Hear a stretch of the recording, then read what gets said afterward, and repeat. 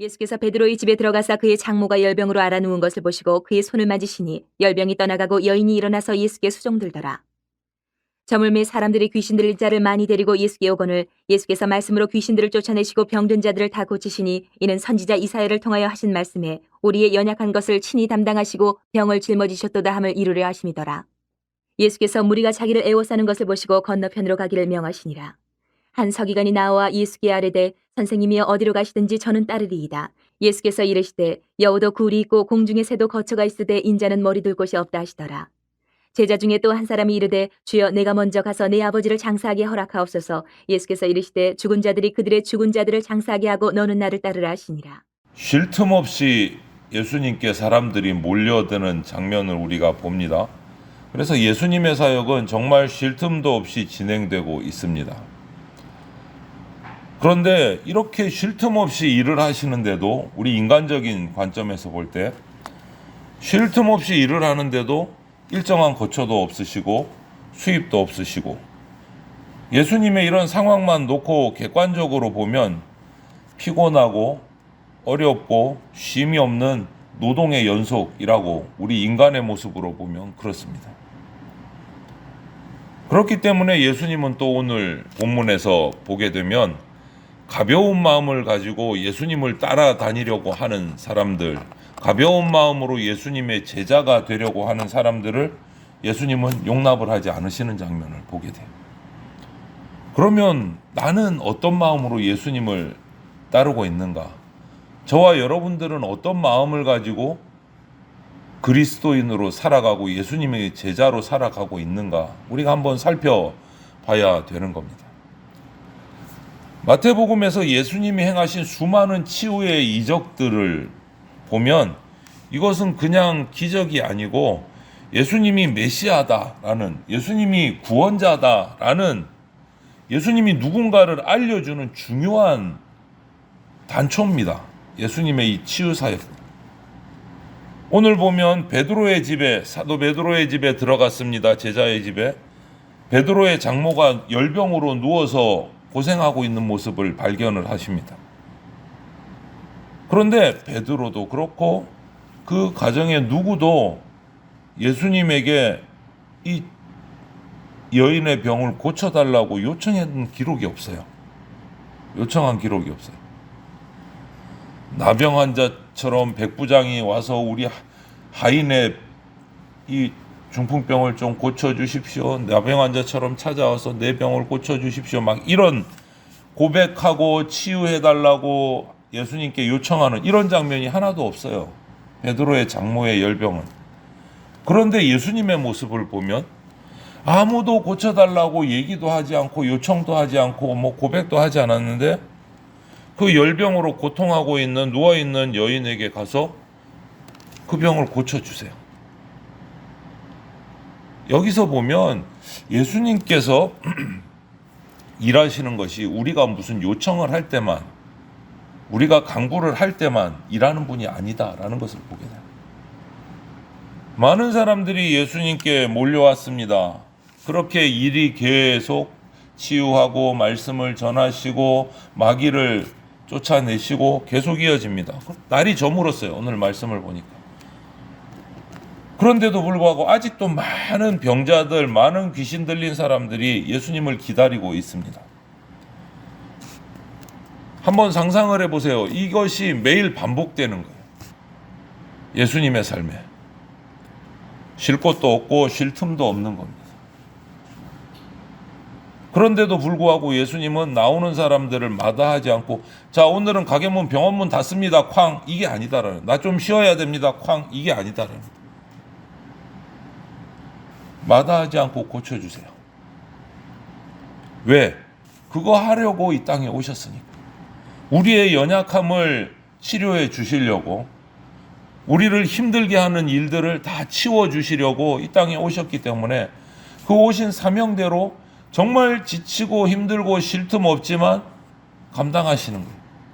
부르심 받은 대로 감당하시는 거예요.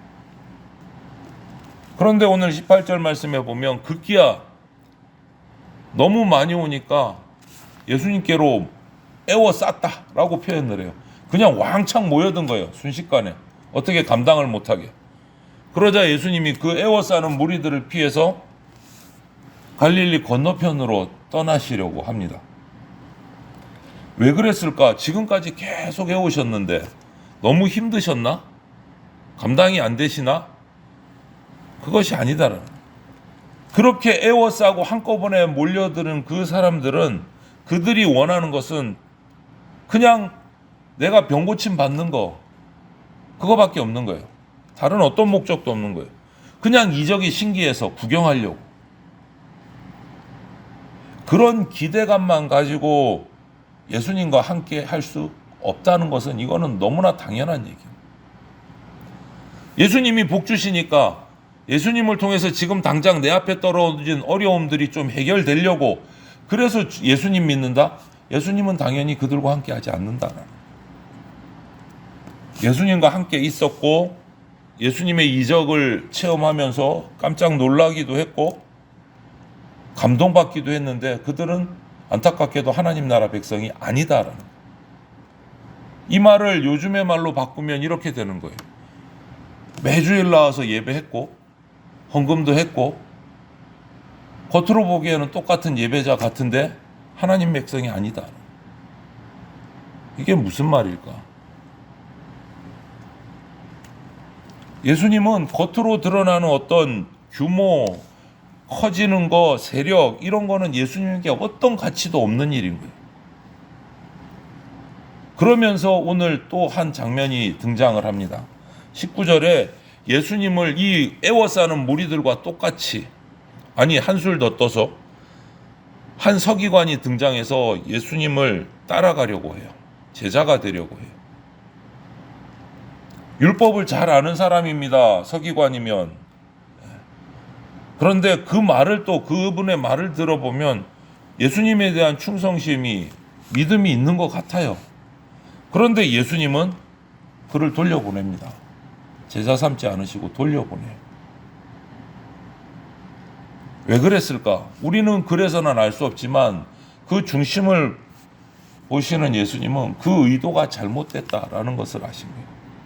예수님을 따르는 사람이 삶이 어떤 삶인지 알게 되면 실망하고 더 큰 문제를 제자들 가운데 일으킬 수 있기 때문에 돌려보내신 거예요. 예수님을 따르기 원한다면 그 예수님을 따른다는 것이 무엇을 의미하는지 우리가 잘 알아야 합니다. 잘 알아야 됩니다. 예수님이 치유의 이적을 베푸시고 권능을 베푸시는 것을 보면서 그래, 와, 저분을 선생님으로 따르면 대단한 능력이 있으니까 사람들에게 알려주면 부자가 될 것 같고 높은 권세를 얻을 것 같고 내 예수님 편에 서서 가다 보면 나에게 뭔가 콩고물이라도 조금 떨어지겠지 라고 생각한다면 실망한다. 예수님 열심히 예배하고 따르다 보면 내가 복 많이 받고 떵떵거리면서 잘 살 수 있겠지. 실망한다는 거예요. 예수님을 따른다는 게 무엇인지를 잘 알고 주님과 상계해야 되고 제자가 돼야 돼요. 그래서 예수님은 그 서기관을 돌려보내셨어요. 그런 마음을 갖지 못했기 때문에. 그러자 또 다른 제자가 등장합니다. 뭐라고 합니까? 20절 21절 보면 먼저 예수님 따르기 전에 아버지 장례를 치르고 예수님 따라가겠습니다. 이렇게 얘기를 한단 말이에요. 그런데 예수님이 21절 22절에 뭐라고 말씀하십니까?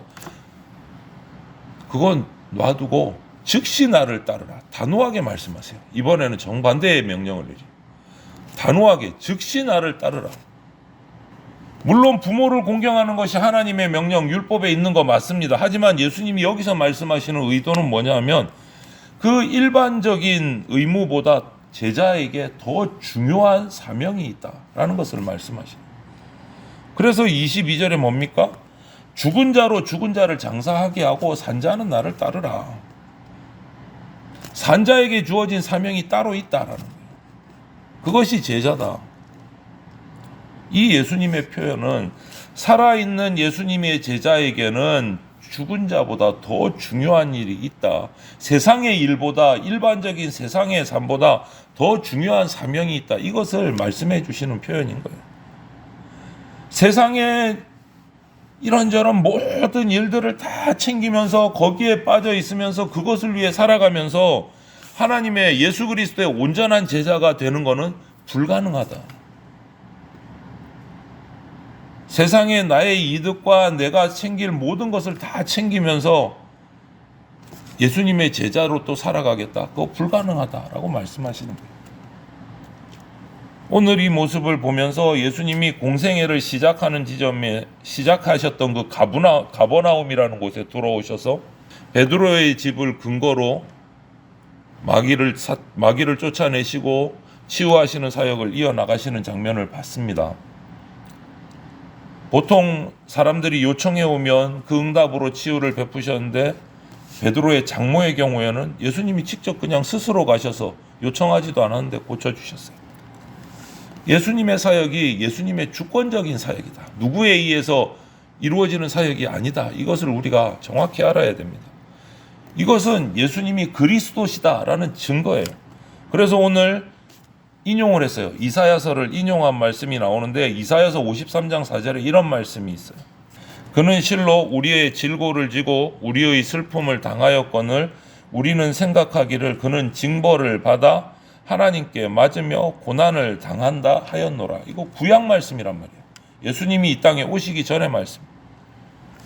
그런데 그 말씀을 오늘 본문에서 인용을 해요. 고난받는 종의 사역을 위해서 이 땅에 예수님이 오셨다. 메시아로서 구원자로서 오셨다. 그래서 예수님이 귀신을 쫓아내고 병을 고치시는 이것은 단순히 그냥 사람 육신의 병을 고치고 육신을 편안하게 치유하는 것이 아니고 그 악의 세력들을 당신이 대신 짊어지시고 우리 인간들을 평안하게 하시고 해방시키시고 그 짊어진 악의 세력들을 묶어서 십자가의 죽으심으로 완전히 해방시켜 주시는 완성을 위해서 오신 거다. 그래서 예수님이 고난받는 종으로 행하시는 사탄 마귀를 쫓아내고 치유하는 이 대속의 사역은 언제 완성되느냐? 십자가의 죽으심으로 완성된다. 그렇기 때문에 예수님을 따르는 제자의 삶은요, 편안하다, 복 많이 받는다, 잘 먹고 잘 산다, 이 세상에서 그런 거 보장해 주지 않습니다. 정해진 거처도 없으셨습니다. 평안히 쉴 곳도 없으셨습니다. 그런 예수님 한 분만 붙들고 그분하고 같이 이 인생길을 나그네 길을 같이 가는 것을 각오해야 됩니다. 그 가운데 평안함도 가끔 있기도 있죠. 기쁠 때도 있기는 있죠. 희노애락이 있습니다. 하지만 예수님에 따르는 길 전체는 고난의 종의 삶을 각오해야 된다. 그렇게 각오한 사람이 결단할 것은 예수님을 따르는 것이 삶의 최우선이 되어야 된다. 세상의 어떤 나의 일 때문에 예수님을 섬겼다가 안 섬겼다가 이것은 각오가 잘못된 것이다. 우선순위는 예수님께 있다. 우리가 이걸 각오를 해야 돼요. 아무리 세상에 중요한 일이라고 여겨져도 예수님과 따르는 길, 예수님을 따르는 길과 충돌된다면 제자라면 세상의 길을 내려놓을 수 있어야 된다. 오늘 그것을 예수님이 말씀하시는 거예요. 내려놓지 못하는 서기관에게 돌아가라고 말씀하셨고 갈등하는 해놓고 먼저 가겠습니다 하는 제자에게는 그거 내려두고 즉시 나를 따르라고 말씀하셨어요. 예수님 따르는 삶이요 녹록하지 않습니다. 그래서 예수님은 십자가를 짊어지고 가는 그 길을 좁은 길이라고 표현도 하셨습니다. 넓은 길 아닙니다.